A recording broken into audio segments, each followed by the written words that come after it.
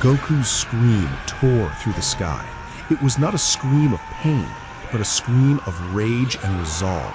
The remnants of Vegeta's sacrifice surged within him, power exploding inside without restraint. The light expanded, swallowed the space, and when it faded, Goku stood in a form no one had ever seen before, a more concentrated radiance, like living gold breathing determination. The priest burned with fury, driven by a single will, darkness at the height of despair, and light at the peak of its resolve. The final confrontation would begin now. Silence dominated the arena.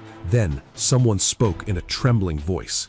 How did he reach this level of power without the necklace? Whis replied, "It's clear that the power of Zeno's father played the decisive role, but what worries me isn't that. His body now carries the combined energy of Zeno's parents. The necklace used to balance the flow. Without it, everything depends on his body's endurance." Gohan clenched his fist slightly and added, "I only hope he holds out." On the opposite side, the priest smiled and said mockingly, "All this commotion without your necklace? I stripped you of the ornament and nothing remains but illusion. You are now nothing more than a failed experiment." Goku replied calmly and wisely, "Your only mistake is thinking that power is what makes an experiment succeed. That's why you won't understand why I'm about to crush you now." The priest raged, and suddenly he attacked. A punch unseen, unfollowable. But it didn't hit its target. Goku didn't just dodge, he vanished. And in the next instant, one strike. His fist collided with the priest's neck from behind. A muffled cracking sound echoed through the place. The priest's neck twisted at an unnatural angle. Everyone froze. Wide eyes, held breaths. But the priest was laughing. A broken, distorted laugh filled with madness. Goku looked at him and said with heavy calm, "This laughter of yours is the echo of your final fear." The priest's laughter grew sharper and he said, "Let me show you my true nature first. Then we'll see who remains standing." As he laughed madly, a terrifying black aura exploded outward. Darkness spread, a suffocating presence choking souls before bodies. Goku looked at him steadily and said in a decisive tone, "I hope you're done with your performance, because I can no longer tolerate seeing this distortion." The priest replied, "Don't rush, Goku. You're not the type to gamble with your friends, are you?" He raised his hand slowly, and in an instant, the sky split open, a massive rift emanating crushing pressure that made the ground tremble. The priest, with a sinister smile, "Let's be polite.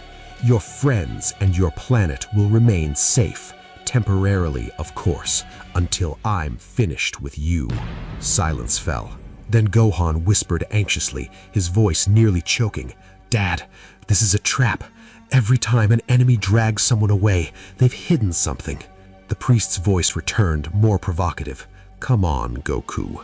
Don't tell me fear is starting to show now." At that moment, Goku disappeared. Suddenly, his hand was gripping the priest's jaw from the front, fingers digging in brutally, complete humiliation. Goku in a terrifyingly calm tone, "Darkness doesn't win because it's stronger, but because it bets that light will hesitate." Then, a direct headbutt, a shock that made space itself shudder.